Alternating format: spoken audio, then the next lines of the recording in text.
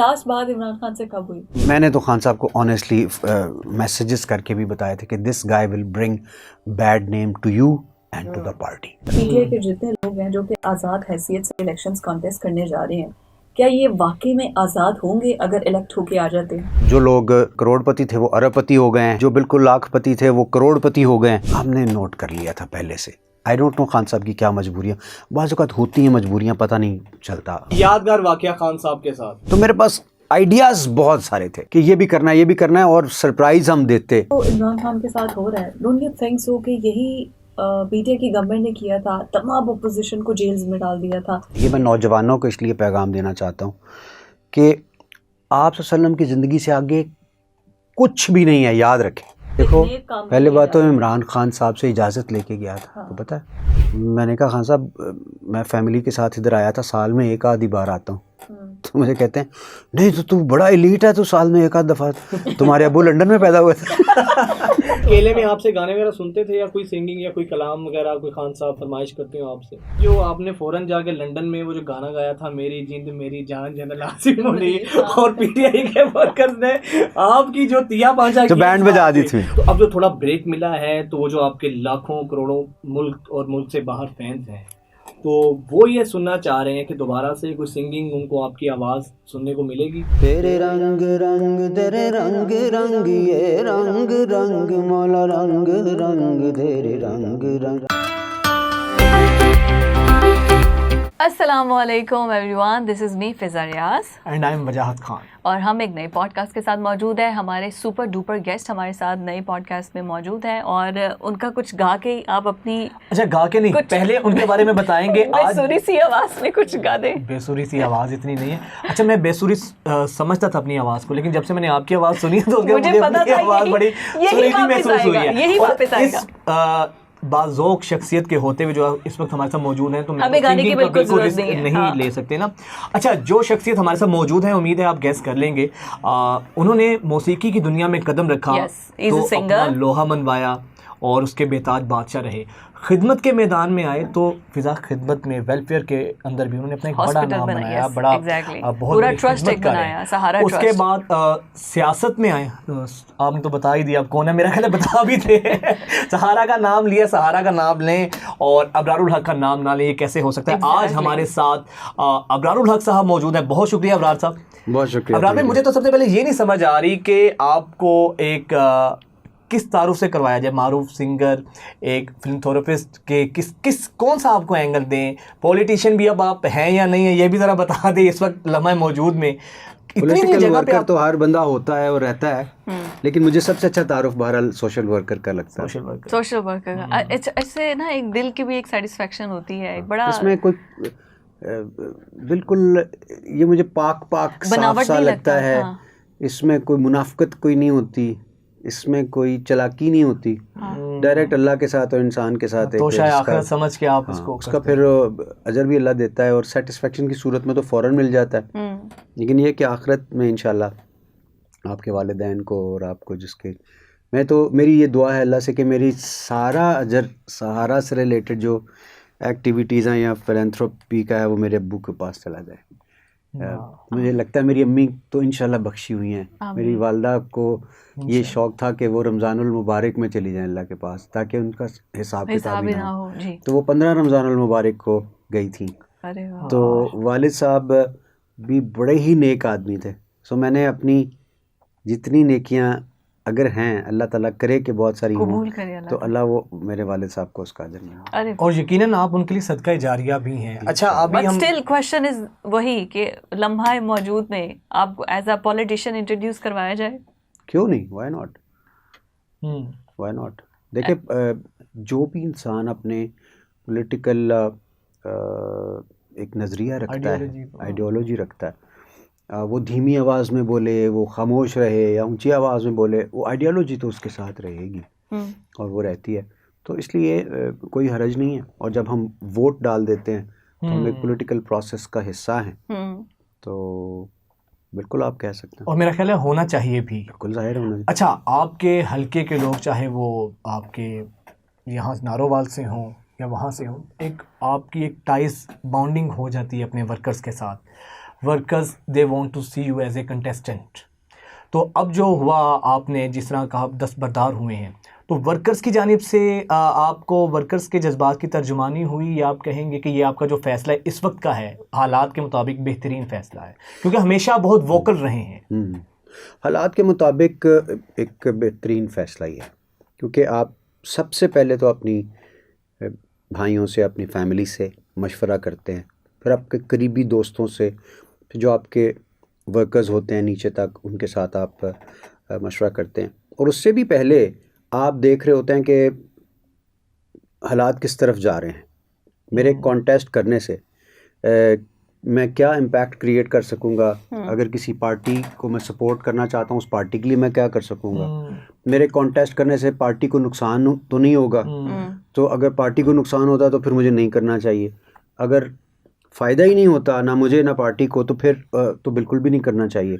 और फिर वैसे भी एक कन्फ्यूजन के आलम में ये भी नहीं पता कि कल को क्या होने वाला है, तो मेरा ख्याल है अप्रोप्रिएट था कि टू एब्सटेन फ्रॉम कॉन्टेस्टिंग। अब ये जो पीटीआई के जितने लोग हैं जो कि आज़ाद हैसियत से इलेक्शंस कॉन्टेस्ट करने जा रहे हैं, क्या ये वाकई में आज़ाद होंगे अगर इलेक्ट होके आ जाते हैं? पता नहीं, पुरस्कार मुस्कुराहट आपकी जो है ना वो जवाब नहीं, लेकिन अच्छा हमारे पास ये इत्तलात हैं कि मार्केट में बड़े बड़े प्लेयर्स बैठे हुए हैं, माजरत के साथ पैसे फेंकने वाले भी बैठे हुए हैं, और भी हमने क्या नहीं देखा इस मुल्क में जी, ठीक है ना। बिलावल साहब क्लेम कर रहे हैं कि पीटीआई वाले जो हैं ये सारे हमारे साथ आ जाएंगे, ज़ाहिर है उनको भी उनके ज़हन में कुछ ना कुछ होगा कि आई डोंट नो वो पैसे देंगे या उनके नज़रिए में इतनी जान है, अगर वो समझते हैं तो आईपीपी वाले हैं, जहां से आईपीपी वाले समझते हैं कि अगर उनके नज़रिए में इतनी जान है तो वो ले जाएंगे, तो हो सकता है। अब बाकी तो अवाम बेहतर समझती है। अच्छा, हर ज़बान ज़द-ए-आम ये है कि ये जो आज़ाद उम्मीदवार इलेक्शन लड़ रहे हैं बज़ाहिर पीटीआई के रिप्रेजेंटेटिव हैं, लेकिन कहीं ना कहीं ये डील हुई है कि जब ये आज़ाद हैसियत में कामयाब अगर होते हैं तो ये जो पलड़ा है, अपना जो वज़न है, ये आईपीपी के साथ डालेंगे या पीएमएलएन के साथ जाके मखलूत हुकूमत बनेगी। तो कहीं इस सूरत हाल को रख के भी आपका अपना फ़ैसला दुरुस्त नहीं लगा कि यार इससे बेहतर यही है कि अगर इस तरह हो तो बेहतर है कि ज़रा साइड पर रह के अपनी मेहनत और आपका जो सोशल वर्क है उसको कंटिन्यू किया जाए? ज़ाहिर है इसी तरह के कॉन्ट्रीब्यूटरी फैक्टर्स थे जिनकी बेस पे मैंने ये फ़ैसला किया है कि मैं ना ही लड़ूँ तो बेहतर है। यू नो, इस वक्त जो हालात हैं वो इजाज़त नहीं देते कि बजाय इसके कि आप जीत के भी कल को कंट्रोवर्शियल होते हैं या आप अपने आप को इम्तहान की ऐसी उसमें डालते हैं, तो बेहतर है कि आप ना कॉन्टेस्ट करें। और अभी ये सब, ये जो एक फर्स्ट ईयर लीडरशिप थी, ये सब प्रेस कॉन्फ्रेंस की और मुख्तलिफ जमातों में चली गई, या फिर कह दिया कि हम सियासत से दस्तबरदार होते हैं। उसके बाद एक सेकंड जो थी एक टियर वो लीडरशिप आई है, ये शेर अफजल मरवत और ये सब, ये अब बहुत ज़्यादा हैं, गौहर अली हैं, फिर सेकंड भी नहीं, ये थर्ड फोर्थ जाके एग्जैक्टली। मैं अक्सर प्रोग्राम्स में ये डिस्कस करती हूँ, मतलब इट्स बिन 7 years मैं जर्नलिज्म में हूँ। ये सारे ठीक है, एक जुडिशरी उनकी एक बहुत बड़ी एक जज थे और फिर वहाँ से रिज़ाइन करके पॉलिटिक्स में आए, एक पार्टी से, फिर वो दूसरी पार्टी में आए। अब इनको, इनके हाथ पीटीआई का आ जाना, आपको क्या लगता है कि ये पीटीआई के लिए कितना खुद डैमेजिंग है? अगर आप एज अ पीटीआई लवर भी, आप उसके साथ नहीं भी हैं, लेकिन आप एक पार्टी के साथ एसोसिएट हो रहे हैं ना, एज अ वेल विशर, आपको नहीं लगता? वेल विशर डेफिनेटली जी, इट हर्ट्स क्योंकि मुख्तलिफ र्यूमर्स सुनने में आ रही हैं। जिस तरह मौजूदा हालात में टिकट्स जो बांटी गई, खान साहब का अपना भी बयान है कि मुझसे तो किसी ने मुशावरत नहीं की, तो फिर ये भी सुनने में आ रहा है किसी ने ज़ात बरादरी के बेस पे दिए हैं, और जो लोग करोड़पति थे वो अरबपति हो गए हैं, जो बिल्कुल लाखपति थे वो करोड़पति हो गए हैं। टिकट्स बेचने और ख़रीदने का कल्चर, स्पेशली जब डिसिप्लिन लूज़ हो तो और भी ज़्यादा बढ़ जाता है, तो वो भी प्रैक्टिस आई। और मेरे इलेक्शन ना लड़ने की एक और वजह ये भी थी कि मतलब हमें इस तरह के हालात नज़र आ रहे थे, इसमें कोई भी चीज़, अगर टिकट एक ने पकड़ी हुई है तो वेबसाइट पे किसी और का नाम चढ़ा हुआ है, एक और बंदा भी क्लेम कर रहा है बीच में, और उस हवाले से फिर कोई पता भी नहीं है कि कौन कौन है और कौन किसके पीछे कौन है। अच्छा अबरार भाई, आपका तो सियासत में आने का मकसद ये भी नहीं था कि नाम बनाना, ऑलरेडी आपको पाकिस्तान की आवाम ने बेपनाह प्यार दिया, खिदमत में भी अगर आपने कदम रखा है तो इस मैदान में भी लोगों ने आप पर अंधा एतमाद किया, नोटों की बरसात की। उसके बावजूद अगर आप सियासत में आए हैं तो आप किसी आइडियोलॉजी के तहत आए थे, किसी नेक मकसद के लिए आए थे। अक्सर प्रोग्राम में आप कहते भी थे कि मेरा सियासत का मकसद ही खिदमत करना है और खिदमत ही सियासत होनी चाहिए। अब जो हालात हो रहे हैं, तो आपको इन मौजूदा हालात को देख के कहीं फील होता है कि शायद सियासत में आने का फ़ैसला गलत था? ये जो कुछ हो रहा है हर्ट तो करता होगा आपको। मैं आपको एक चीज़ बताऊँ, कभी ज़िंदगी में मायूस नहीं होना चाहिए। मैं कभी नहीं होता। अच्छा। यू नेवर नो कौन परफॉर्म कर जाए, ठीक है। मुझे शौक था काम करने का। जैसे आपने देखा, मैं कोई इमरान खान नहीं था, लेकिन अल्लाह ने हॉस्पिटल 600 बेड्स का, मेडिकल कॉलेज जिसके 3 बैजेस डॉक्टर्स बन के जा चुके हैं, हाँ, और मतलब FRCS करवा रहे हैं हम सारा, और भी मतलब 4000 स्टूडेंट्स हमारे पास पढ़ रहे हैं। फिर आपका कैंसर हॉस्पिटल। सो ये चीज़ें अल्लाह ने काम करने का शौक दिया। डिज़ास्टर मैनेजमेंट, तो अगर आपको हुकूमत में आगे मौका मिल जाता है ना, तो मेरे पास आइडियाज़ बहुत सारे थे कि ये भी करना है, ये भी करना है, और सरप्राइज़ हम देते कि डिज़ायर्ड इम्पैक्ट क्रिएट होता मुल्क में, मज़ा आ जाता। हम इतना काम, क्योंकि हुकूमत के ज़रिए आपके पास वसाइल ज़्यादा होते हैं, उनका अच्छा इस्तेमाल आपको बहुत बड़े बड़े कारनामे करने की इजाज़त दे सकता है। लेकिन वो मौका नहीं आया, कोई बात नहीं, अल्लाह खैर करेगा। लेकिन मेरा अब टारगेट पता क्या मिला ना, 2018 के बाद पंजाब में गवर्नमेंट आई ना, और उस्मान बुज़दार की गवर्नमेंट आई, विफाक में आपके पास PTI की गवर्नमेंट थी। आप हैसियत की बात कर रहा था, लेकिन ये अब आपको मौका तो मिला ना। अगर आपको पूरा मौका मिला तो आपने क्या ये तमाम चीज़ें पिच की दी कि you want to do this, कि हम इस तरह कर सकते हैं, ऐसे भी इंसानियत की खिदमत कर सकते हैं? नहीं, जब मैं बात कर रहा था कि अगर आपको अपनी कोई पोजीशन मिलती है ना, उसमें आपको 101 चीज़ें होती हैं आपको करने की। ठीक। अब किसी और को अगर मौका मिला है तो मैं ऐसे कहूँ कि तुम्हें मैं बताता हूँ काम कैसे करना है, तो वो माइंड करेगा। ज़ाहिर है इस तरह नहीं होता है ना। तो आइडियाज़, जो अच्छे आइडियाज़ होते हैं वो मैंने दिए थे। अब उसके ऊपर किस हद तक अमल दरामद हुआ, आपको दिलचस्प बात बताऊँ कि 2013 के इलेक्शन के बाद ये जो रिफॉर्म्स हुई थी खैबर पख्तूनख्वा में, KPK में पर्चा कटवाने के हवाले से FIR की, वो सारी पुलिस रिफॉर्म्स जो हाँ, वो सारी हमने दी थी। यानी मेरी टीम ने, मेरे साथ कुछ दोस्त थे जिन्होंने वो सारा पूरा मुसव्वदा एक तैयार किया था, और वो फिर हमने खान साहब को दिखाया, उन्होंने जहांगीर तरीन को बुलाया। लेकिन हमने उनसे वादा लिया था JKT साहब से कि आप हमसे पूछ के करेंगे ये, लेकिन हमसे पूछा नहीं।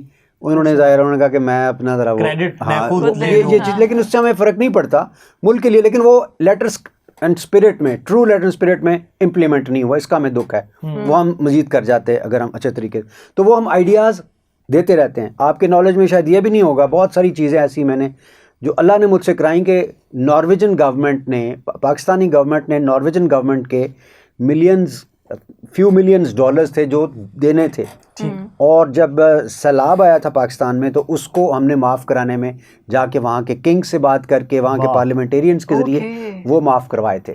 फिर जब 2010-11 का सैलाब आया था तो मैंने यहाँ पे यूसुफ रज़ा गिलानी साहब से बात करके, मेरी चूँकि कनाडा में बहुत बड़ी फ़ैन फॉलोइंग, जब हम शोज़ करते थे 22-23 हज़ार लोग आते थे, तो जो डिफरेंट MPs होते हैं वहाँ के, वो उनको पॉलिटिकली मौका मिल जाता है हमारे कॉन्सर्ट में आके ना तकरीर करने का, तो हमें उनसे काम लेने का मौका मिलता है। तो मैंने उनसे कहा आप लोग पाकिस्तान को क्या दे रहे हो, तो उन्होंने पार्लियामेंट में बात की, उन्होंने कहा जी हमने $7 मिलियन कैनेडियन डॉलर्स पहले दे चुके हैं। हमने कहा आप क्या दे रहे हैं, हम आपको अपने उधर कॉन्सर्ट्स में मौका देते हैं। उन्होंने कहा अगर आप कहते हैं तो हम बात कर लेते हैं।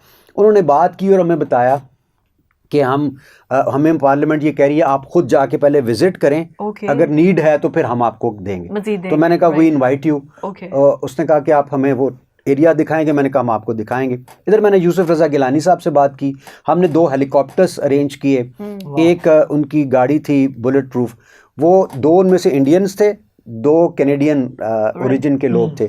तो वो पहले इंडिया गए, तो इंडिया के ज़रिए इधर बॉर्डर से वो पाकिस्तान आए, हमने उनको यहाँ से रिसीव किया, और रिसीव करने के बाद यहाँ से कराची लेके गए PIA की जहाज़ से, और वहाँ 2 जो चॉपर खड़े थे उनके ज़रिए हमने ठट्ठा और मकली का एरिया दिखाया। वो वापस आए, एयरपोर्ट पर उन्होंने प्रेस कॉन्फ्रेंस की, उन्होंने कोई वादा नहीं किया, मगर उन्होंने कहा हम जाके बात करेंगे, और डिज़ास्टर वाकई बहुत बड़ा है। उन्होंने वापस जाके साथ के साथ मज़ीद $7 मिलियन डॉलर्स जो है वो पाकिस्तान को। अब ये छोटी छोटी हमारी खिदमत जो इंडिविजुअल लेवल पे आपकी एफर्ट थी जिसका ये फल, क्योंकि हमारा दिल पाकिस्तान के लिए होता था ना, तो हर वक्त काम करने का कुछ ना कुछ ऐसा मिल जाए हमें, तो वो ये हमने वो ला के दिया। तो बाकी भी इसलिए मैं कह रहा था कि अगर हमारे जैसे लोगों को मौका मिल जाए ना तो आइडियाज, मिलियंस ऑफ आइडियाज होते हैं कि हम काम कर सकते हैं। तो इसलिए पॉलिटिकल चेंज से एक बहुत बड़ा चेंज और वो लोग जो खुद को ऑलरेडी इंडिविजुअल कैपेसिटी में मनवा भी चुके हैं। लेकिन इस तरह का अगर कोई बंदा हम सीएम लगा देते ना, मैं और भी बहुत सारे आई एम श्योर लोग होंगे, तो वो हम बड़ा इम्पैक्ट क्रिएट कर सकते थे। ਤੁਸੀਂ ਗੁਜ਼ਾਰ ਸਾਹਿਬ ਨਾਲ ਵੀ गिला करते नजर आते थे। हाँ, उनके साहब का आप तो अपनी गवर्नमेंट के लिहाज से भी बड़े वोकल थे, तो आपको क्या मसला था? गुजार साहब देखिए, हमने नोट कर लिया था पहले से। आई डोंट नो खान साहब की क्या मजबूरियाँ, बाज़ औक़ात होती हैं मजबूरियाँ, पता नहीं चलता, वो बता नहीं सकते कि कुछ तो मजबूरियाँ रही होंगी, यूँ तो कोई बेवफा नहीं होता। और फिर मैंने तो खान साहब को ऑनेस्टली मैसेजेस करके भी बताए थे कि this guy will bring bad name to you and to the party. Start में ही, एंड पे कहीं नहीं, मिडिल में करके। अच्छा, हाँ, क्योंकि पहले तो हम रवैया ही देख रहे थे सारा, और फिर वो जिस तरफ जा रहे थे ऑनेस्टली, यानी वो 3-3 महीने 2-2 3-3 महीने हमें टाइम भी नहीं देते। तो खान साहब का आगे से क्या रिप्लाई? तो वो खान साहब के साथ हमारी रोज मैसेजिंग हो रही होती थी, ये मैसेज का जवाब भी नहीं देते थे।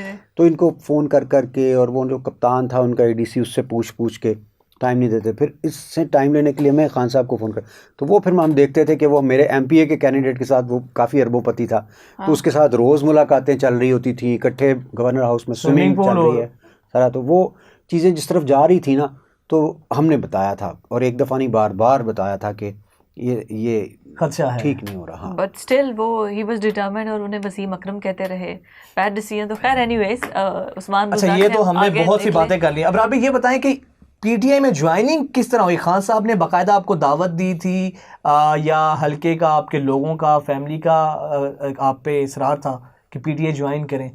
देखें, सबसे बड़ी बात जो मैंने खान साहब में देखी वो ये थी कि आशिक़ रसूल पाक सल्लल्लाहु अलैहि वसल्लम, ठीक है, और जिसका आइडियल इतना बड़ा हो, हाँ, वो बंदा गलतियाँ उतनी नहीं कर सकता, वो कहीं ना कहीं उनके पास जाता है। और उसके बाद उनका वैसे देखें तो ऑनेस्ट आदमी, ठीक है, दिलेर आदमी, तो ये सारी चीज़ें। लेकिन हर इंसान में हर क्वालिटी नहीं हो सकती। अगर हम ये कहना ये परफेक्ट है, वो तो फिर अंबिया कराम की ज़ात होती है, तो वो इसलिए हम वो भी। तो मैं इन सारी चीज़ों पे, और फिर तब्दीली, और फिर मेरिटोक्रेसी, ये सारी चीज़ें, तो ऐसे लोगों को भी मौका मिलना था बीच में जो काम करने वाले थे, और सारा, तो इसलिए मैं ज़ाहिर है कि लेकिन अभी जो इमरान खान के साथ हो रहा है, डोंट यू थिंक सो कि यही PTI की गवर्नमेंट ने किया था? तमाम अपोजिशन को जेल्स में डाल दिया था। आप ये देखिए कि PMLN सारी की सारी, पीपल्स पार्टी सारी की सारी, सब जेलों में थे बिलावल को छोड़ के। अब exactly on the other hand यही PTI के साथ हो रहा है। जब ये government I, tit for tat हो रहा है। नहीं, ये दोनों डिफरेंट मिसालें हैं। नहीं, मेरा ख्याल है अगर नैब अपना काम कर रहा था उस ज़माने में, तो वो जो केसेस भी थे उन पे, वो PTI के ज़माने में नहीं बने हुए। नहीं, वो बने तो पीपल्स पार्टी ने ही, नून लीग से बनाए हुए थे, और उन्होंने अपना ड्यू कोर्स लेना था और ड्यू एक्शन लेना था, और वो उसके खिलाफ लिया गया। लेकिन फिर भी प्रूफ तो नहीं हुआ ये। लेकिन देखें, अभी जो अनप्रेसिडेंटेड चीज़ें हो रही थी ना, इनको आप उनके साथ इनका बहरहाल मुआवजा नहीं कर सकते।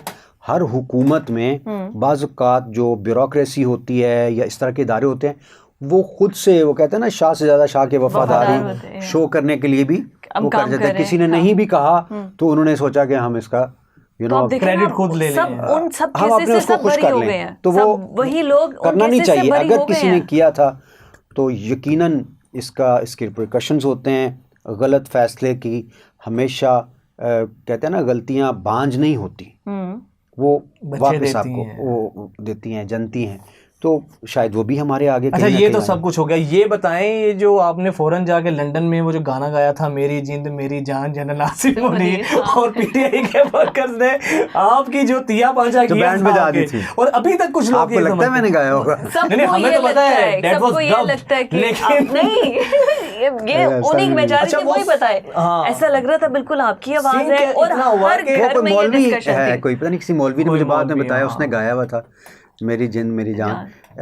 लेकिन वो मेरी तो आवाज़ मिल भी नहीं रही थी, लेकिन मुझे इतने लोगों ने कहा, वो जो डोगर साहब के, मैं वालिद साहब के अफसोस पे गया तो वो भी कहते हैं यार आपने वो गाना गा दिया, मेरी जिंद मेरी जान जनरल आसिम मुनीर का, इस तरह करके था कुछ, मेरी जिंद मेरी जान जनरल आसिम मुनीर। हाँ तो वो मैं इस तरह का मैंने, और मैं इतना बुरा ना गाता कम से कम।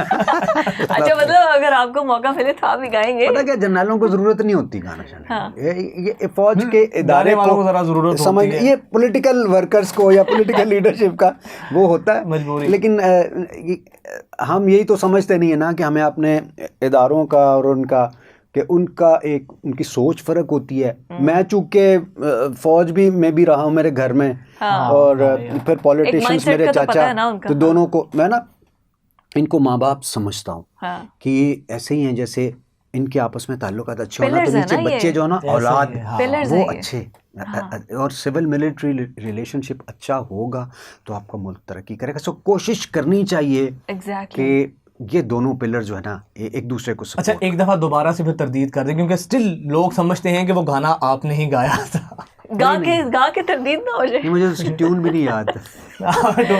लेकिन देखें कि ये सोशल मीडिया है कि कैसे किसी को आपने, अगर किसी से, मुझे बरारुल हक से कोई मसला है तो कितना इजी है मोल्ड करना आपकी शख्सियत को, आपकी आवाज़, आपकी वो गाना गा रहे हो, पिक्चर हो और पीछे गाना डब करें, और लोग माशाल्लाह हमारे इतने वो हैं, अमन्ना सदकना कह के ईमान ले आते हैं जैसे अबरार साहब ने गाया। आपके करीबी लोग भी सोशल मीडिया के जो है ना बहुत सारे जहाँ फ़वाइद हैं वहाँ नुकसानात भी हैं। कि आपका इमेज, आपकी आवाज़ बना लेते हैं, आपकी शक्ल बना लेते हैं। हम वीडियोस देखते हैं, हेड ऑफ द स्टेट खड़ा है और खड़े खड़े एकदम से माज़ा उसकी अस्तगफिरुल्लाह, मतलब ऐसी एकदम से सिचुएशन, उसकी ट्राउज़र ही गिर गई है, मतलब हमने खुद देखा है ये, देखा ये कैसे हो गया, और फिर बाकायदा नीचे उठ के वो वापस, तो वो ऐसा उससे ये सब आर्टिफिशियल इंटेलिजेंस है, जो है ना सब चीज़ें पॉसिबल हैं।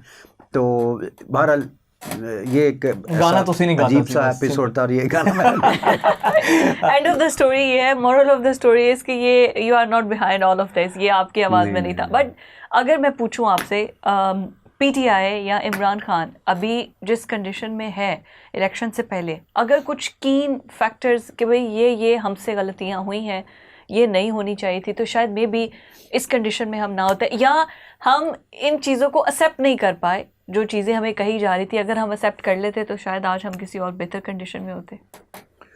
देखिए, अगर हम फ्यूचर प्रेडिक्ट करने पर आए ना तो फिर तो हमको गलती ना करें कभी, है ना, पास्ट तो ऐसा ही है। मैं ज़ाती तौर पे समझता हूँ कि चीज़ों को बेहतर हो सकती थी। यानी अगर हम एक दूसरे का मिजाज समझ जाएं। मैं आपको मिसाल देता हूँ, मैं फिर वही बात करूँगा, नबी करीम सल्लल्लाहु अलैहि वसल्लम की ज़िंदगी हमारे लिए बेहतरीन नमूना है। ये मैं नौजवानों को इसलिए पैगाम देना चाहता हूँ कि आप सल्लल्लाहु अलैहि वसल्लम की ज़िंदगी से आगे कुछ भी नहीं है, याद रखें। जितना हम उस पर चलेंगे उतने हम कामयाब होंगे। खान साहब की कामयाबी की एक बड़ी वजह भी यही थी, जितना आप सल्लल्लाहु अलैहि वसल्लम की ज़िंदगी पे चले, लोगों के दिलों में उनकी मोहब्बत बैठ गई, ज़बरदस्त। लेकिन हमने आइंदा के लिए हर चीज़ से सबक सीखना होता है ना। आइंदा के लिए हमने सबक ये सीखना है कि कोशिश हम ये करें कि जिस तरह नबी करीम सल्लल्लाहु अलैहि वसल्लम ऐसे मौके पे उन्होंने सुलह हुदैबिया किया, यस, हाँ, ठीक है। फिर हज़रत मूसा के भाई हज़रत हारून को अल्लाह ताला ने पैगाम ये भेजा कि तुम फ़िरौन से बात करने के लिए जा रहे हो, उसकी तबीयत ज़रा तुर्श है, उससे अल्फाज के चुनाव में बड़े एहतियात से बात करना। कौन कह रहा है? अल्लाह। ठीक है, वो हमारे लिए एक पैगाम है कि हमने क्या करना है। यू नो, नबी करीम सल्लल्लाहु अलैहि वसल्लम अगेन जंगे मोता, एक जर्नैल शहीद हुआ, दूसरा शहीद हो गया, और हजरत जो हमारे फाइटर थे सबसे बड़े खालिद बिन वलीद को अपॉइंट किया गया। उन्होंने जैसे ही कमान संभाली, उन्होंने कहा रिट्रीव, पीछे आ जाओ, और लड़ते लड़ते पीछे आओ। दुश्मन की फौज समझ गया, भगा दिया, डर गए और पीछे आ गए। उसके बाद अपने आप को दोबारा से रिबिल्ड किया और फिर अटैक किया। ठीक है, फिर विन किया। मक्का फतह हुआ, एक बंदा नहीं शहीद हुआ, एक बंदा नहीं कत्ल हुआ, ठीक है। सो हमारे लिए आप सल्लम की ज़िंदगी में एक बेहतरीन नमूना है। मैं हमेशा इसलिए ये बात करता हूँ कि ला इलाहा इल्लल्लाह बेशक हमें ग़ुलामी से आज़ाद करता है, लेकिन कलमा पूरा कर पड़ेंगे तो कामयाबी भी पूरी मिलेगी। क्योंकि मोहम्मद रसूलुल्लाह ग़ुलामी से आज़ाद कैसे होना है उसका तरीका बता रहे हैं। एब्सोल्युटली वो बताएंगे कि तरीका क्या है, कब हमने सुलह हुदैबिया करनी है, कब रिट्रीव करना है, कब डिफेंसिव होना है, कब डिफेंसिव होना है, कब ऑफेंस लॉन्च करना है, किस तरह से, और किसकी मिजाज तुर्श है उससे किस वक्त किस तरह से बात करनी है। आपकी ज़बान का इस्तेमाल आपको तख्त पे भी बिठा सकता है, तख्ते तक भी लेके जा सकता है। ठीक है, नबी करीम सल्लल्लाहु अलैहि वसल्लम ने हिजरत भी की, माज़ल्लाह कोई बुज़दिली थी, अल्लाह का हुक्म था, हिकमत थी। सो वक्त के मुताबिक अगर आपको ढालना अपने आप को, तो ये इसमें कोई दिलेरी नहीं है। अगर अल्लाह के नबी ने की है, लेकिन हमारी बेस्ट एग्जांपल वो है। बाकी हमारा इश्क, हमारी मोहब्बत, हर चीज़ अपनी जगह, लेकिन हमने अपनी गलतियों को दुरुस्त करना है ताकि आइंदा रिपीट ना हो, आइंदा इस तरह की कोई चीज़ ना आए। आइंदा इलेक्शंस में आप क्या देख रहे हैं? हाँ, कौन आ रहा है? नौजवानों को भी और सब लोगों को, और हमारी पार्टी के लोगों को भी, सबको ये सबक सीखना है कि हमने ये ज़बान का इस्तेमाल, और बिलखसूस डिप्लोमेटिक रिलेशनशिप में जो इसका किरदार होता है। अब तो और आखिरी बात, इखलाक। अगर हम नबी करीम सल्लल्लाहु अलैहि वसल्लम की बात करें ना, तो आप सल्लम जैसा इखलाक किसी का भी नहीं था। उन्होंने जो सहाबा कराम की ट्रेनिंग कराई थी, उसमें इखलाक ही एक ऐसा ज़बरदस्त टूल था जिससे लोग इम्प्रेस होकर ज्वाइन कर जाते थे। सो इसलिए हमने आइंदा कोशिश करनी है कि हम अपने नौजवानों के किरदार बिल्डिंग में उनका इखलाक इतना ज़बरदस्त करें कि गाली नहीं देनी, बुरा भला नहीं कहना भी है आपका फिर भी। हाँ, और क्योंकि हम गाली दे लेंगे ना, हमारा शायद 20% गुस्सा कम हो जाएगा। क्यों ज़ाया करें हम 20% गुस्सा, एनर्जी क्यों वेस्ट करें? वो 20% गुस्सा आप इस्तेमाल करें सही जगह। वो 20% गुस्सा जब आपको असल ज़रूरत उसकी पड़ेगी, उस वक्त अपने जज्बे के साथ मिला के इस्तेमाल करें, ज़ाया नहीं करना वो हमने। नहीं, लेकिन अभी ये जो आज़ाद खड़े हुए हैं वो इनको वोट देंगे, लेकिन अल्टीमेटली वोट तो कहीं और जाएगा। अल्लाह को पता है, अभी आगे देखिए, मेरा ख्याल है स्प्लिट होगा। इतना आसान भी नहीं है कि उसने कहा कुछ परसेंट, हाँ, 3 हिस्सों में तकसीम हो जाएगा, एक हिस्सा तो फिर मिलेगा ही, डिवाइड एंड प्ले वाली सिचुएशन आ जाएगी। और मैं आपको एक चीज़ बताऊं कि वल्लाहु खैरुल माकिरीन, वो बेहतरीन चाल चलने वाला है। किसकी क्या नीयत है, मैं तो ये कहता हूँ, मेरी ये दुआ है कि जिसकी जितनी अच्छी नीयत है ना, अल्लाह ताला उसको उसकी नीयत का अजर दे दे। अच्छा, सियासत ने आपका वो जो सिंगिंग थी ना, जो आपका एक नाम था, वो शोहरत तो थी, लेकिन लोग आपके यूज़ जो हो चुके थे म्यूज़िक को सुनने के, तो अब जो थोड़ा ब्रेक मिला है, तो वो जो आपके लाखों करोड़ों मुल्क और मुल्क से बाहर फैंस हैं, तो वो ये सुनना चाह रहे हैं कि दोबारा से कोई सिंगिंग, उनको आपकी आवाज़ सुनने को मिलेगी, कोई न्यू सॉन्ग्स आ रहे हैं इंशाल्लाह, आ रहे हैं। एक वो जो आपने एक शक टू डू वाला बनाया था, उसके बाद वो क्या यार, डैडी शक टू डू, डैडी बेबी शक टू डू, बेबी शक, डैडी मैं कह रहा हूँ, बेबी शक, डैडी नहीं, वो बेगम शक करती है, उसको मैंने थोड़ा सा चेंज कर दिया था। तो बेगमात तो शक करती हैं, वैसे मेरी नहीं करती, शुक्र है, जान दिया करो यार। नहीं, वाकई नहीं करती, मेरा ख्याल है। ख्याल है, ये ख्याल जो आपने कह दिया ना, वाह वाह। अच्छा, अब नहीं, ये फितरत में होता है, ये ख़वातीन की फितरत में होता है। आप ना भी करना चाहे ना, आपके अंदर नेगेटिव एनर्जी खुद आ जाएगी, अगर आप कोई इतना ना भी करना चाहे। वैसे आई एम श्योर कि वो नहीं भी शक करती होंगी, आप you are a full of characteristic man, लेकिन फिर भी हम ख़वातीन मजबूर होती हैं। सारे सिंगिंग करते हैं, सारे जितने भी गुलकार हैं, वो लोग गुलकार जो मारूफ गुलकार हैं, शादियों में भी गाने गाते हैं, लाखों करोड़ों रुपया समेटते हैं। आप तो एक फाउंडेशन भी रन कर रहे हैं, तो आप क्यों शादी ब्याहों पे करोड़ों रुपए की भी ऑफर्स भी होती हैं, हमें खुद पता है, तो उसके बावजूद आप क्यों नहीं गानों, क्या कबाहत है? सिंगिंग तो वैसे भी आप करते हैं। पता है, वो एक कल्चर नहीं है हमारा। हमने बड़ी मुश्किल से परमिशन ली वालिदैन से, और वो कहते थे कि आप लोग के वालदा बिलखसूस, अच्छा, कि तुमने ये म्यूज़िक शुरू कर दिया है, जो भी तुम्हें पैसे देगा बुला लेगा, और तुम गा रहे होगे जगह जगह। ये उनके जहन में ऐसा होता होगा, गांव में भी ऐसे फंक्शन होते हैं, लोग आ रहे हो तो लोग पैसे फेंकते हैं ऊपर, वो बड़ी तज़हीक सी लगती है, अजीब सा। तो मैंने कहा नहीं अम्मी, मैं इसलिए करता हूँ कि लोग डांस करते हैं, नाचते हैं, खुश होते हैं, इनको एंटरटेनमेंट मिलती है, एंटरटेनमेंट कर रहा होता हूँ, और मेरे साथ एनर्जी और बड़ा मज़ा आता है। नहीं शादियों पे भी तुम जाओगे और शादियों पे जो भी तुम्हें पैसे देगा तुम चले जाओ। मैंने कहा नहीं अम्मी नहीं जाऊँगा, अगर आपको नहीं शादियों पे बिल्कुल मैंने भी नहीं सोचा हुआ कि शादियों में मैं जाऊँगा। तो कहती हैं ये वादा करो। अच्छा। मैं उन्होंने फिर वादा कर लिया मैंने। तो फिर अल्लाह का शुक्र है मैंने नहीं शादियों में प्रोग्राम्स किया। हालांकि वो मेरा मैनेजर हिस्सा लेता है थोड़ा सा हर शो में से ना, तो उसको टेम्पटेशन हो रही होती है कि लेफ्ट वाले हाथ में खारिश के सारा किसको दुखता है। इस महीने सर हमने 3 करोड़ के शोज मिस कर दिए हैं, आप तो थोड़े से पैसे में शो कर देते हैं सर, वो शादी का शो हम कर लेते हैं। तो सर वो कह रहे थे कि हमारा बड़ा सेटअप बड़ा अच्छा है। मैंने कहा थैंक यू। इसे बता जितनी आपके रिस्क आपके नसीब में है कोई नहीं ले सकता, याद रखें।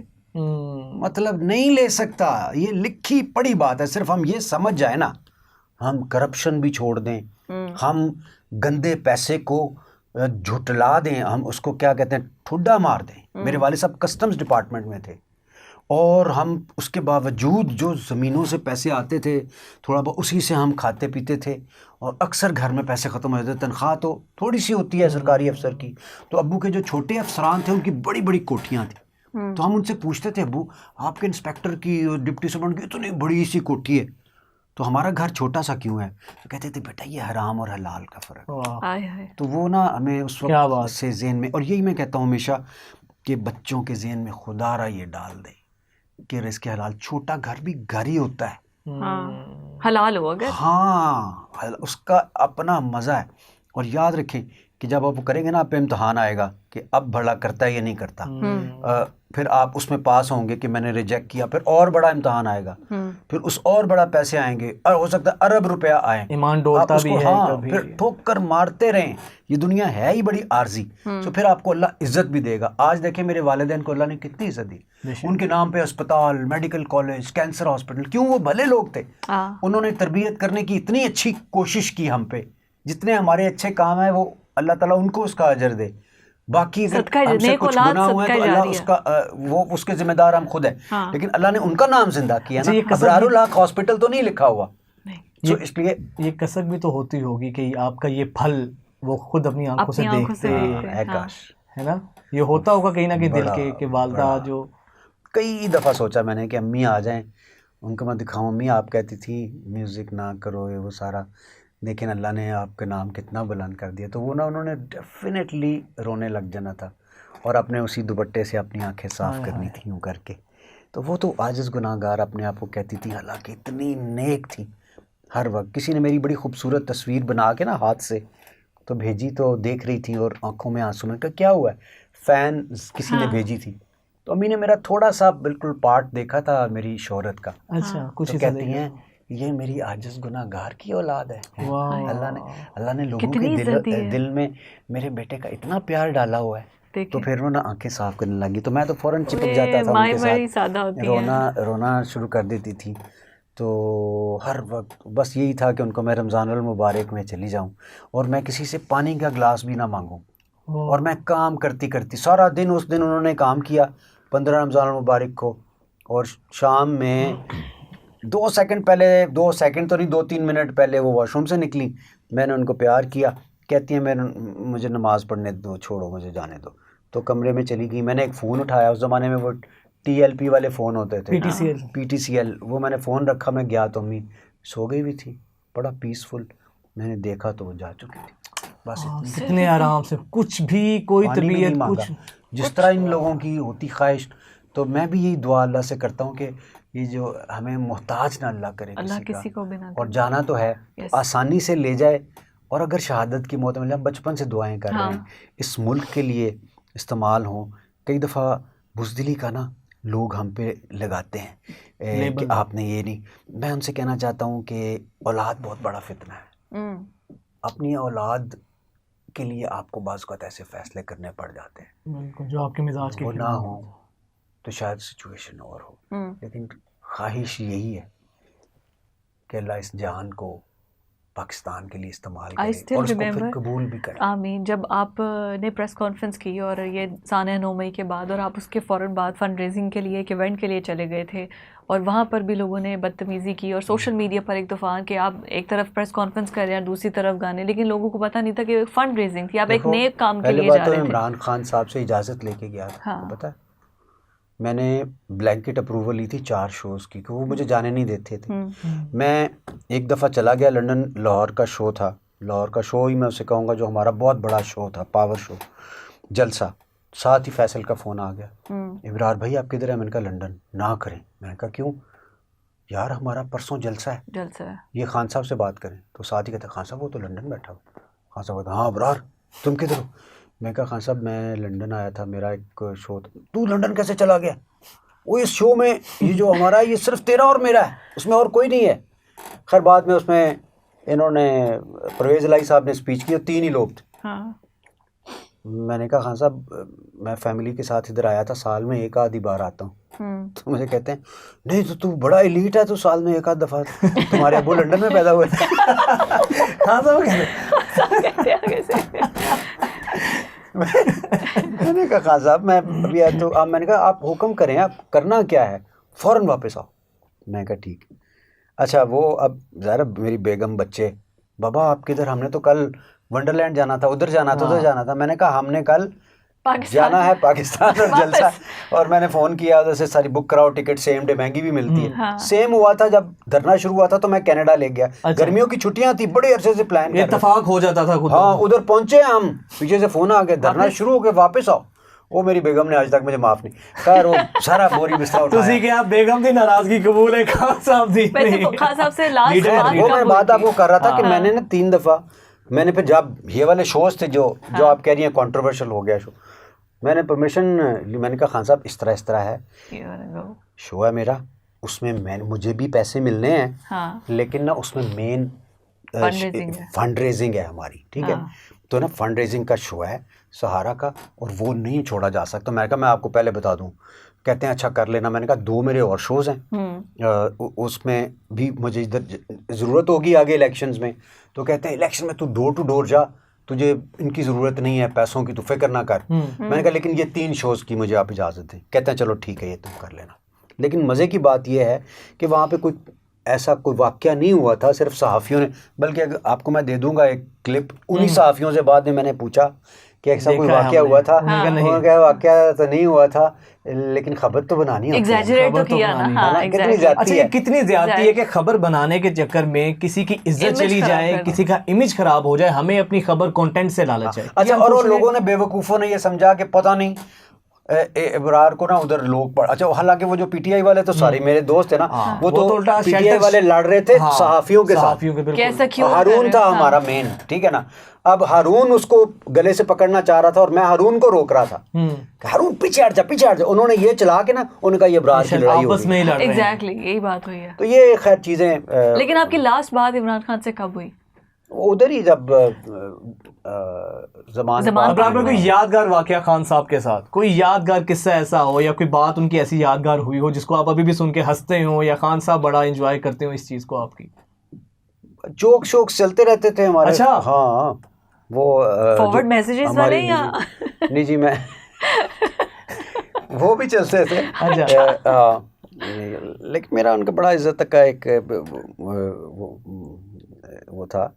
मैं आपको क्या सुनाऊं, कई दफ़ा उनको खास आपको जोक भी इतना भी कई दफ़ा समझ भी नहीं आता था। अच्छा मुझे याद है, मुझे याद है एक दफ़ा जोक आया, एक जोक मुझे किसी ने भेजा, जैसे ईद आज है तो ईद के 20 दिन के बाद जो कहा कि मतलब आप ना ईद मुबारक मिन जानिब डाखाना। यानी डाखाना वाले इतने लेट होते हैं कि ईद के 15 दिन के बाद आता है। तो मैंने खान साहब को फॉरवर्ड किया कि इस पे हंसेंगे, तो उनका खैर मुबारक जवाब आ गया।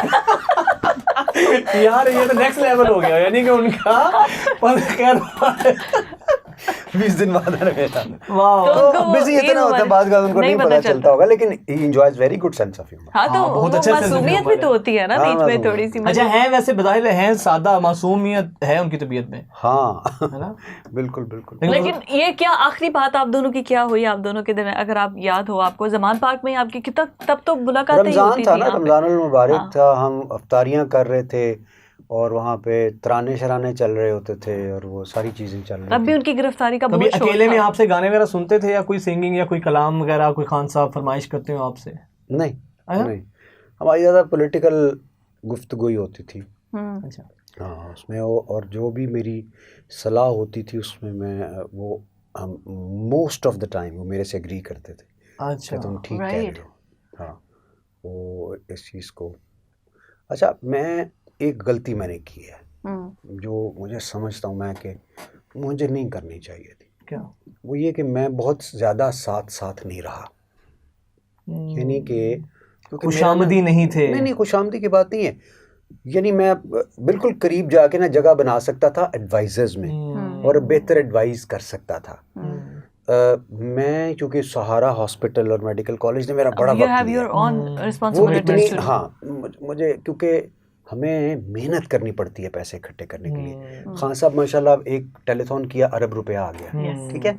हमें दौड़ना पड़ता, जाके परफॉर्म किया, फिर पैसे, फिर वो चल रहा है, फिर कैंसर हॉस्पिटल बन रहा है, उससे पहले मेडिकल कॉलेज बन रहा है। तो ना मुझे वो अगर टाइम मेरे पास होता ना तो मैं उनके साथ वो टाइम स्पेंड करके ना तो अच्छे मशवरे दे सकता था।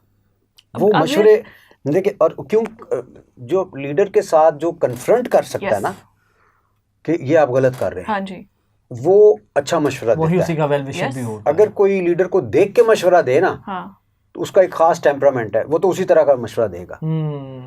वो खुद बहुत इंटेलिजेंट है। खान साहब ऐसे चंद लोग इंटेलिजेंट होंगे, हाजिर दिमाग बहुत है वो बहुत इंटेलिजेंट। लेकिन देखो, जैसे मैंने कहा, हर इंसान में कुछ वो भी होती।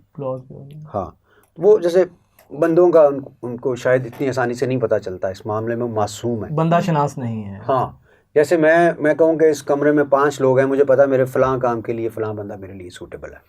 शहंशाह अकबर क्या था?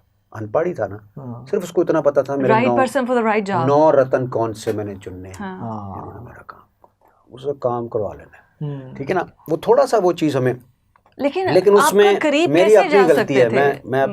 मैं करीब लग जाता तो इन्होंने मशवरे गलत दिए यार, अमानत होती है। यही बात क्यों मैंने आपको आने देना था। आपको बताता हूँ, मैं तो ये सिंपली कह देता था कि इधर गलत है कई दफ़ा मेरा, लेकिन वो उनका बड़ा सब्र था खान साहब का, वो सुन लेते थे हमारी बात।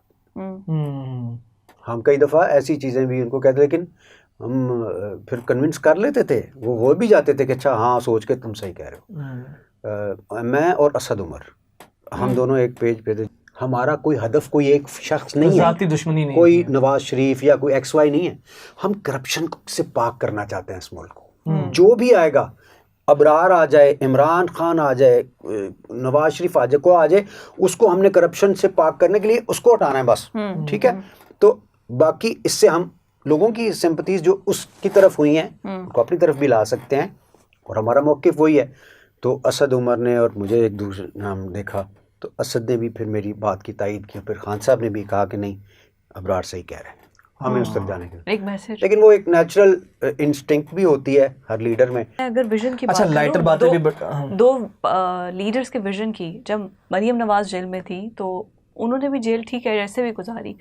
वो जो बाहर आए उन्होंने कहा कि मैं देखें क्लीन स्वीक वॉशरूम करके आई हूँ, फ्राइंग पैन से मैं आयरन प्रेस करके आई हूँ, वो इस किस्म की बातें थी। एक लीडर अब ये है जो कंपैरिजन सोशल मीडिया पे होता है, वो कहते हैं कि अब ये है, वो कहते हैं कि मैंने 3 मरतबा कुरान मजीद पढ़ा है, मैंने द इकोनॉमिस्ट को एक अंदर बैठे बैठे कॉलम लिखवाया है कि उस कॉलम को द इकोनॉमिस्ट ने अलग अलग तरह से 8 मरतबा पोस्ट किया है कि वो इतनी ज़्यादा उनको रीच मिल रही थी। अब एक विजन, एक सोच है ना, ये तो कंपेयर ही ना करें। अब एक पाकिस्तान को चलाने के लिए यही आगे लीडर्स हैं ना, वो अपने आप को एज अ CM कैंडिडेट समझती हैं, as a prime minister candidate समझती हैं। On the other hand we have another candidate for prime minister. में कोई हरज नहीं है। मैं मरियम आपा जो हैं हमारी, उनको वो समझ सकती हैं, उनका पूरा हक है वो अपने आप को प्राइम मिनिस्टर समझे। डिपेंड तो ये करता है कि अवाम उनको क्या समझे। मेरे से अगर आप पूछें तो उनके जो हस्बैंड हैं, क्या नाम है उनका, कैप्टन सफदर, वो सारी फैमिली में सबसे नेक नीयत आदमी है। ऐसे ही है, वो एक सूफी आदमी है, वो सीधा आदमी है, स्ट्रेट फॉरवर्ड। मुझे उसकी बातें बड़ी पसंद है। वो अर्श के रसूल भी है। ये अगर इनको चाहिए कि उसको प्राइम मिनिस्टर बनाए, अगर ये नून लीग कामयाब होना चाहती है तो कैप्टन सफदर को प्राइम मिनिस्टर अभी तो यही बहस चल रही है कि अगला प्राइम मिनिस्टर मरियम होगी, नवाज हमजा होंगे। अच्छा अबरार भाई, अपने लीडर के अलावा, खान साहब के अलावा किसको आप अपना फेवरेट लीडर, मौजूदा जो प्रिवेलिंग हमारी पॉलिटिकल पार्टीज़ हैं, PMLN है, पीपल्स पार्टी है, MQM है, TLP है, जमात इस्लामी है, अगर आप PTI में ना होते तो किस पार्टी में होते? फिर किसी में भी नहीं होता, किसी में भी ना होते, सब एक तरह की हैं। Why? कोई ऐसा पॉलिटिशियन इंफरादी तौर पे जो आपको अच्छा लगता हो कि यार ये करप्ट नहीं है, या ईमानदार है, या मुनासिब है, माकूल है? बड़ा ही सोचना पड़ेगा ऑनेस्टली स्पीकिंग। माय गॉड, कोई एक नहीं, मैं आपको मुझे फिर खुद बनानी पड़ती पार्टी अगर PTI ना होती तो। और मैं उसको सोच आपके रहा था, एक कॉलीग ने बनाई भी है ना, जवाद अहमद साहब ने भी तो होते हैं बड़े अच्छे कोलीग हैं, बड़े अच्छे दोस्त हैं। अच्छा, 4 लीडर्स आपके सामने देता हूँ, 5 मिसालें। नहीं, मैं चाहूंगी पहले उनकी पार्टी में भी आप कमेंट कीजिएगा, but after this Asif Zardari, Nawaz Sharif, Shehbaz Sharif, Bilawal Bhutto, Maulana Fazlur Rahman, Sirajul हक। इन 5-6 में से अगर कोई हो, आपसे चूज किया जाए, ऑप्शन नहीं है, और कैटेगराइज किया जाए उनको कि इनमें से बेहतर आपको कौन है, सेकंड पे कौन है, थर्ड पे इनमें सिराजुल हक, सिराजुल हक बेहतर। अच्छा, ओ यस। मौलाना फजलुर रहमान से क्या गिले हैं आपको? मौलाना साहब मुझे फेयर नहीं लगते, तो अनफेयर लगते हैं। सिराजुल हक फेयर लगता है मुझे। मैं उनसे 1-2 दफा मिल चुका हूँ, बड़े सादा आदमी है। ना उन्होंने अपना पेट भरना है, ना उन्होंने अपना, उनकी कुछ चलाकियां हैं या उनके हैंगअप्स हैं इधर उधर, वो स्ट्रेट फॉरवर्ड से लोग हैं। लेकिन और ये भी नहीं है कि उनके बच्चे भी नहीं आगे आएंगे ना, उनका जो पार्टी का स्ट्रक्चर ही फर्क है। yes. उनका जो तरीका कार है वही फर्क है। तो इनमें अगर वो, क्योंकि वो बिल्कुल एक मजहबी रंग लेके मैं कहना चाहता हूँ चल रहे हैं, इसलिए लोग उनको ज़रा और तरह से देखते हैं। हाँ। लोग ज़रा लिबरल भी होते हैं कई दफ़ा, तो वो नहीं, वरना मैं ज़ाती तौर पे समझता हूँ कि इन सब लोगों में से एज एन इंडिविजुअल्स भी सिराजुल हक बहुत बेहतर है। हाँ। अच्छा, ये PTI को बैट का जो निशान नहीं मिला, ये कितना आपको लगता है? थोड़ा सा फर्क डालेगा। लेकिन नहीं, इंट्रा पार्टी इलेक्शन सबके यही होते हैं। नून लीग में कैसे इंट्रा पार्टी होते हैं, पीपल्स पार्टी में, बाकी जमातों में कैसे? ये तो एक बड़ा क्वेश्चन मार्क है कि इंट्रा पार्टी वो कितना फ्री एंड फेयर कर लेते हैं। बल्कि खान साहब ने तो जो कोशिश कर छोड़ी है ना, वैसे हमने उससे भी मना ही किया था। अच्छा, कि इंट्रा पार्टी इलेक्शंस, ये सही वाले इंट्रा पार्टी इलेक्शंस कराना चाहते थे, जो कि बहुत अच्छी बात है। लेकिन पता क्या होता है, जब आइडिया के लिए कौम और लोग तैयार ना हो, उस वक्त आइडिया लॉन्च करना महंगा पड़ जाता है। मैं आपको मिसाल देता हूँ, हिस्ट्री में एक बहुत बड़े बादशाह गुजरे हैं हिंदुस्तान के, सुल्तान मोहम्मद तुगलक। उनको वाइजेस्ट फूल भी कहा जाता है। अच्छा, उन्होंने क्या किया, उन्होंने सबसे पहले पेपर करेंसी उन्होंने लॉन्च इंट्रोड्यूस कराई। It was a brilliant idea कि पेपर करेंसी होनी चाहिए, बार्टर सिस्टम का खत्मा, ठीक है ना। लेकिन उसमें क्योंकि आइडिया अभी पुख्ता नहीं था, लॉन्च कर दिया। पेपर करेंसी जिस तरीके से छापनी थी, उसको किस तरह सिक्योरिटी वाइज रखना था प्रॉपर, वो रखा नहीं, पेपर करेंसी लॉन्च कर दी। तो मार्केट में जैसे 10 लाख फेंकी तो चीजें लोग खरीदते ही जा रहे हैं, पता लगा कि 30 लाख पड़ी हुई अंदर। हाँ। फिर उन्होंने कहा अच्छा चलो चीजें लो और करेंसी वापस करो। तो जो वापस 10 लाख देने के बाद 30 लाख वापस आ गए। हाँ। तो ये वो एक आइडिया फ्लॉप हुआ। तो ये थोड़ा सा आइडिया जो था ना, खान साहब ऑलवेज ट्राइड कि ऐसे आइडियाज को लेकर आए, लेकिन उसकी इम्प्लीमेंटेशन, उसके it comes in a package, execution. जैसे किसी ने सबसे पहले जहाज बनाया था, राइट ब्रदर्स ने, उससे पहले भी बड़े लोग कोशिश करके फौत हो चुके थे। हाँ जी। छलांग मारते सीधा नीचे आ जाते हैं, ठीक है ना। तो इसलिए इसके ऊपर भी दीन में मौजूद हैं आप मिसालें मौजूद हैं कि आपने बयानरवी का रास्ता इख्तियार करना है, तो एतदाल का रास्ता इख्तियार करना है, तो उससे बेहतर हो जाती चीज़ें। और कैसे, जैसे शराब की ममानियत का हुक्म आया, पहले आ सकता था एकदम, लेकिन पहले आया कि इसमें फ़ायदे कम हैं, नुकसान ज़्यादा। अच्छा, बहुत सारे लोगों ने कहा कि छोड़ देते हैं यार, फ़ायदे कम है तो इसका शायद यही मतलब हो कि नहीं पीनी चाहिए, छोड़ दिए। फिर ये आया कि नमाज के करीब मत जाया करो जब तुम शराब की हालत में हो। अब नशा उतरता नहीं था, अगली नमाज का टाइम हो जाता था। उन्होंने कहा यार ये तो बड़ा मसला, कुछ लोगों ने और ने छोड़ दी। फिर तीसरा हुक्म आया कि तुम पे ये मना कर दी। क्यों? बारी कि इंसान को देखते हुए, उसकी नेचर को देखते हुए वो फैसले आए, बहुत ग्रेजुअल चेंज। इसी तरह अगर हमारी कौम करप्ट है, फौरी तौर पे अगर आप ऐसा निज़ाम काटने की सजाएं ला देंगे ना तो मुश्किल हो जाए। इसीलिए आप तरीके से आहिस्ता आहिस्ता। हिकमत उमर फारूक रज़ियल्लाहु अन्हु के दौर में जब स्टार्वेशन जब कहत आया था तो हाथ काटने की सज़ा माफ़ कर दी गई थी, क्योंकि अब कहत है, लोग क्या करेंगे, भूखे मर जाएंगे। अच्छा अबरार भाई, ये तो हो गया बड़ा आपकी ज़िंदगी की एक जो बड़ा लाइटर पहलू जिसको लोग बड़ा फैसिनेट करते हैं, एडमायर करते हैं, वो भट्टी वाला कैरेक्टर है। वो भट्टी क्या वाकई में फैंटेसी है या कोई रियल में कोई कैरेक्टर है? जरा ये तो हमें बताइएगा। आपके पॉडकास्ट में ले आऊंगा किसी दिन भट्टी साहब। अच्छा, लाजमी, वी वुड लव टू। क्या मतलब वो एक रियलिस्टिक कैरेक्टर। कनाडा और अमेरिका में उसके किस्से सुनाए और लोग वहाँ उसके फैंस हैं। वो कहते हैं वीजा भी हमारी तरफ से, टिकट भी हमारी तरफ से। भट्टी को एम्बेसडर है, ब्रांड एम्बेसडर भट्टी। अच्छा है क्या वो कैरेक्टर? मुझे थोड़ा सा ये तो बताए ना। वो मेरे से बड़ा नाराज होता है, तू मैंने पूरी दुनिया में पाक जलील कर देता है। क्यों? मतलब जल मुशर्रफ एकदम मुझसे कहते हैं हाँ अबरार वो क्या हाल है आपके दोस्त का, भट्टी का। तो मैंने कहा बिल्कुल ठीक है। मैंने कहा हाँ अच्छा। वो मैंने उसको भट्टी को बताया, मैंने कहा यार तू कहता मैं दुनिया में वो कर दिया, बेइज्जत कर दिया। वो प्रेसिडेंट तेरा पूछ रहा था कि वो भट्टी का क्या हाल है। तो वो लेकिन यह है कि वो एक टिपिकल आदमी। कनाडा वाला किस्सा तो सुनाए ना, वो जो उनके भतीजे ने बताया था उसको जब। हाँ वो मैं उधर से जोक शोक सुनाए ना मैंने उसके। तो मैं वापस आया तो उसका फ़ोन आ गया, बिस्मिल्लाह सुना भाई फिर कनाडा गया सी, शो बड़ा चंगा रहा। मैं क्या हाँ तो किस तरह पता करना मेरा पांजा गया सी ना शो च। तो जा मनु उन्हें फ़ोन किया, दस रहा सी जमील मामू इब्रार अंकल आए हुए थे, स्टेज पे चढ़ के आपकी बड़ी बेइज्जती करी। भांजे ने भी पता नहीं कौन सा बदला लिया है। उनका कोई किस्सा लास्ट हम चाहेंगे वाइंड अप करते हुए, कोई किस्सा आप उनका भट्टी साहब का कोई सुनाइए। बेशुमार है, लेकिन मैं जा रहा था उम्रे पे ना। अच्छा। तो मैंने वो एहराम बांधा हुआ, तो अदर वो मनी बैग नहीं होता वो, तो नॉक हुआ तो देखा भट्टी साहब आ गए हैं। मैं बाहर निकला उसी तरह से, वाह जी वाह क्या बात है, ये भाई किथे चल रहा है? हज ते मैं कहनी हज दा ते मौसम ही नहीं यार, ये तो उमरे ते जा रहा। अच्छा मैं ए की है? मैं क्या मनी बैग है? कहंदा अच्छा। मैं क्या भाई ने ब्रेटा लाए हैं। अल्लाह मियां हथी पहन जा रहे हैं माज़अल्लाह ब्रेटा लाए। वाह वाह वाह वाह। अबरार भाई अच्छा एक पॉलिटिकल क्वेश्चन मेरे माइंड में आ गया, क्यों अक्सर लोग पूछते हैं। अभी मैं जब आ रहा था मैंने आपको बताया था कि दोस्त ने कहा यार अबरार भाई से पूछेगा, आर्टिस्ट जो होता है वो तो बड़ा हसास होता है।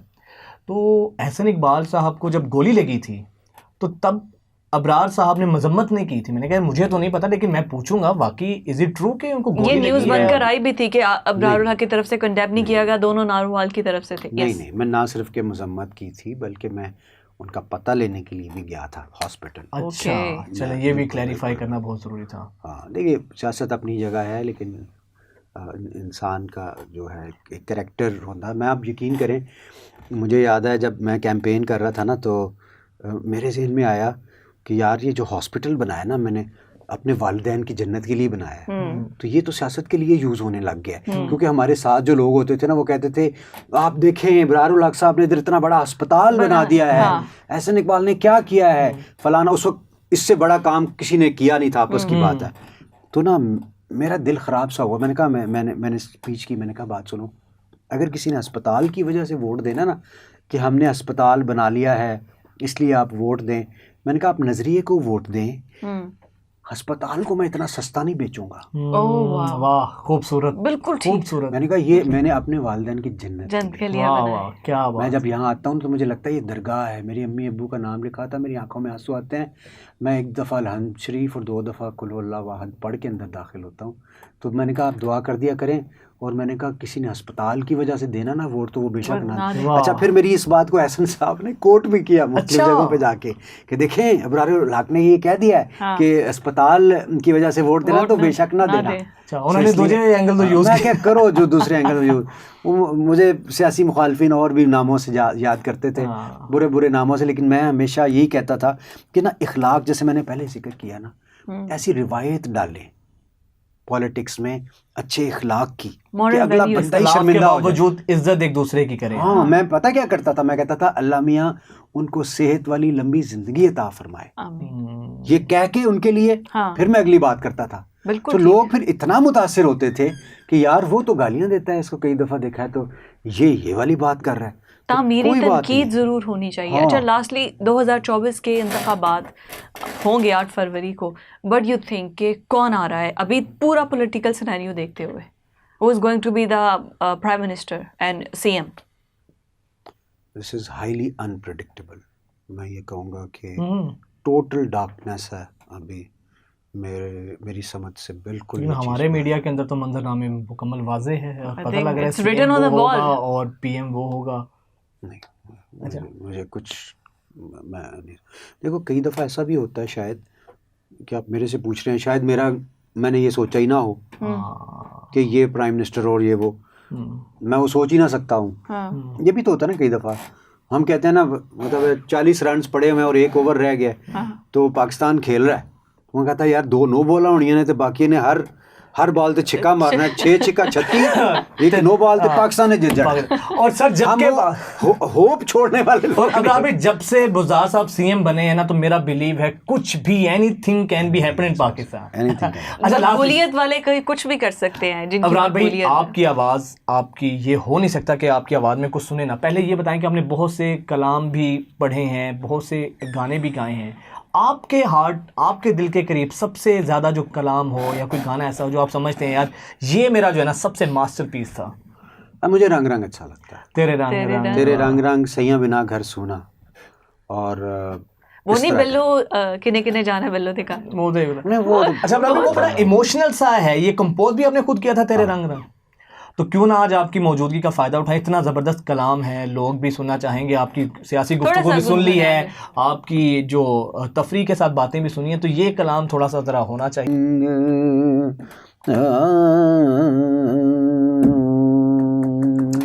बहुत थैंक यू वेरी मच, बहुत शुक्रिया अबरार भैया आपकी आमद का, हमारे शो को 4 चांद लगाने का। नाज़रीन, इसी खूबसूरत कलाम के साथ हम दोनों आपसे इजाज़त चाहेंगे। नेक्स्ट पॉडकास्ट में आपसे मुलाकात होगी। अल्लाह। Stay tuned.